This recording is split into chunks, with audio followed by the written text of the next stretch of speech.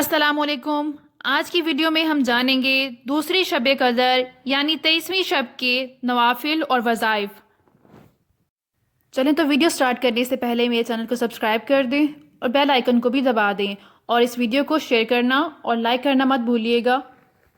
شب قدر کی رات جسے لیلۃ القدر بھی کہتے ہیں، جس کا ذکر قرآن اور حدیث میں آیا ہے کہ 1000 مہینوں سے بہتر ہے، اور اس میں قیام کرنے والوں کے لیے مغفرت ہی مغفرت ہے۔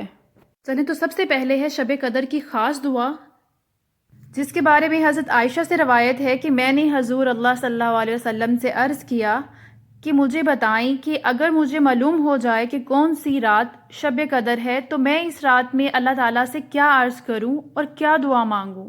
آپ صلی اللہ علیہ وسلم نے فرمایا، یہ عرض کرو، اللہم انکا عفو کریم تحب العفو فاعف عنی، جس کا ترجمہ یہ ہے، اے میرے اللہ، تو معاف فرمانے والا اور بڑا کرم فرمانے والا ہے، اور معاف کر دینا تجھے پسند ہے، بس تو میری خطائیں معاف فرما دے، آمین۔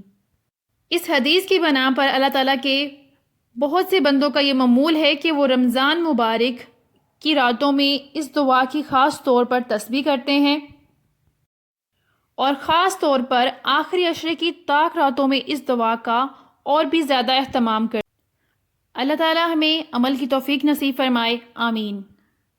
ماہ مبارک کی 23ویں شب کو 4 رکعت نماز 2 سلام کے ساتھ پڑھیں۔ ہر رکعت میں بعد سورہ فاتحہ کے سورہ قدر 1 بار، سورہ اخلاص 3 بار پڑھیں، اور بعد سلام 70 بار درود پاک پڑھیں۔ انشاءاللہ واسطے مغفرت کے یہ نماز افضل ہے، اور ان 4 رکعت کے بعد اللہ تعالیٰ سے مغفرت کی دعا کریں۔ اس کے بعد 8 رکعت نماز 4 سلام کے ساتھ پڑھیں۔ ہر رکعت میں سورۃ فاتحہ کے بعد سورہ قدر اور سورہ اخلاص 1 بار پڑھیں، اور بعد سلام کے 70 مرتبہ کلمہ تمجید پڑھیں، جو کہ تیسرا کلمہ ہے، سبحان اللہ والحمد للہ ولا الہ الا اللہ واللہ اکبر۔ یہ کلمات 70 مرتبہ پڑھیں اور اللہ تعالیٰ سے دعا کرتے ہوئے اپنے گناہوں کی بخشش طلب کریں۔ انشاءاللہ اللہ تعالیٰ اس کے گناہ معاف فرما دیں گے۔